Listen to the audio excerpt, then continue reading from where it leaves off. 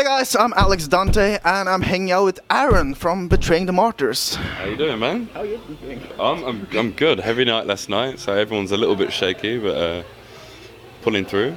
Yeah, so the tour just started, so Yeah. how is it being back in England? It's been good. UK's not always been our greatest market, and obviously the weather's been a bit poo. But yeah, people are pulling through. People are coming out. Last night's show was really good, and I'm really looking forward to tonight. So what's going through your mind when you are on stage and you see so many people excited to see you? I feel good. I feel great. Yeah, when I'm on stage, I have the weirdest thoughts. Sometimes I just think about something really random. I don't know, we're thinking about dogs or something, you know, and then I'll be like, oh shit, I'm actually doing a show. So, yeah, I have just weird thoughts, like things that I need to buy from the shop. So you're doing this for so long, it kind of goes on autopilot when you're on stage? Sometimes, yeah. We're playing a couple of tracks that we've never played actually on this tour, so during those songs I'm like, oh, get it right, you know. But yeah, most of the time I'm just like, oh, that person's cool, like just enjoying the look. I always try and look at every single person in the eyes at least once to see what they're doing. Some people are like, you know, doing that face, and some people are like, you know, maybe looking somewhere else. Yeah. So last year you guys released The Resilient, and obviously that album seems very political with songs like Unregistered, for example. Did you guys? Why did you want to write a political album? Yeah, I mean, it never meant to be a political album. I mean, the band being from France, and it was around the time when we were writing the album that the Bataclan attacks happened and the Charlie Hebdo attacks, and you know, like that kind of thing. It was obviously on our minds at the time, and when I write, I don't really think about a subject. Just get the paper and just kind of start writing and see where it goes, you know. And I guess. And the other guys in the band, they actually thought that, not that it's our right, that it's our like purpose, like we have to talk about that kind of stuff, but somebody has to talk about it. And as being a French band from Paris when that stuff was going on, yeah, I guess it just affected us. And I guess if we have a platform to be able to talk about certain things, I guess we need to use it in the right way. I'm not actually a very political person at all, but those things were on my mind, so yeah, to put it out there, and I'm really happy with the result. Yeah, I bet it's a really good album. So, does pineapple belong on pizza? Yes. Bold statement. Well, yeah, it is a big subjective debate at the minute. Why not? I think it tastes nice. I really like the contrast between the sweetness and the savouriness of. I like it. Hate me, whatever. I like it. I really do. And the Betraying the Martyrs Facebook page just got 100,000 likes. I can't support this shit. Jesus Christ. So I wouldn't be surprised. I think when I shaved my head, I lost like thousands of followers in a day. I was like, oh, no, Jesus, that's not crazy. Got a sweet head anymore. It's just some followers. what do you want to achieve with Betraying the Martyrs? What's your goal with the band? Well, when I started it, I remember my thought process when I started doing music. There was two bands that existed in England. It was Postmortem Promises and a band called The Argent Dawn, of which, sadly, the guitarist of The Argent Dawn passed away recently, which is sad. And all I just wanted to be that big. You know, they were just small bands in the UK who were just playing like a show every weekend and got a little bit of like, you know, respect, and they were heavy, and I was just like, I just wanted to do that.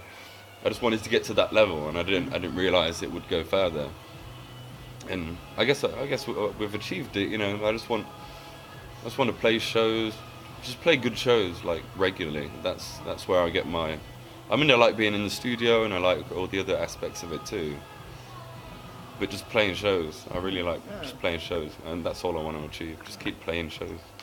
What's your favorite song to play live? Unregistered, definitely. Just because of that huge breakdown, like Gets energy going and yeah, just anything that's really heavy. I'm the one who likes the heavier music in the band.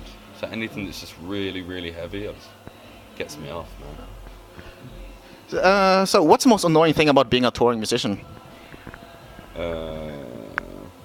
People asking where does the band name come from. Oh, right. Firstly, because it's a shit question, and secondly, I wasn't even in the band at the time that the band got its name. So I gotta be honest with you on that one. I saw your Reddit AMA, and I asked the question, what question you guys hate being asked? oh, really? And, Was that the response? yeah, and you guys replied the band named, and I was like, yeah, okay, good to know. I mean, obviously people want to know, but it's just like the most basic question. I don't know. I really don't know. You know? Yeah, but is there any different touring in America than England or Europe in general? Yes. Bands are looked after a lot less in America. I guess because there's so much. Like, it depends who you are, but we get. I don't know if we should go into it. We get paid less to tour in America, and there's no catering. I guess it really depends, like how high up you are, you know, in the industry or whatever. But yeah, like most bands, you get there and there's like, I'm just speaking from my point of view because for other bands it might be different. But yeah, like there's no catering. But they'll give you like, you know, X amount of money, and just be like, oh, here's your money for food, and you just kind of have to go and get your food. And I guess it's just because their market is very saturated with a lot of bands coming through. I really don't know the reason for it. Whereas in Europe, in Germany, for example, like you arrive and it's like fridge full of beer, and if it's empty, they just fill it up again. You know, and it's like there's catering, there's food, and you know they cook for you, and often like a hotel is included as part of the show package.